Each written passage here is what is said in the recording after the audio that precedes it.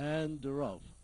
Early lead is taken by Queen Mamba by the rail, and Queen Cuba on the farther outside is Perfect Choice, Yote Digo. And as they leave the straight, Queen Cuba moving up to take the lead, followed by Queen Mamba by the rail on the outside is Perfect Choice and Yote Digo running in fourth. And moving up on the outside is Jacinet Blues, and by the rail is Royal Biba.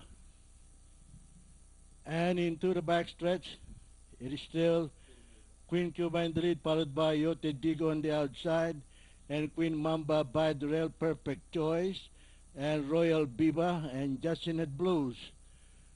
And nearing the far turn, it is still Queen Cuba in the lead, followed by Yote Digo, and Queen Mamba by the rail, and Perfect Choice. Moving up on the outside is Royal Biba.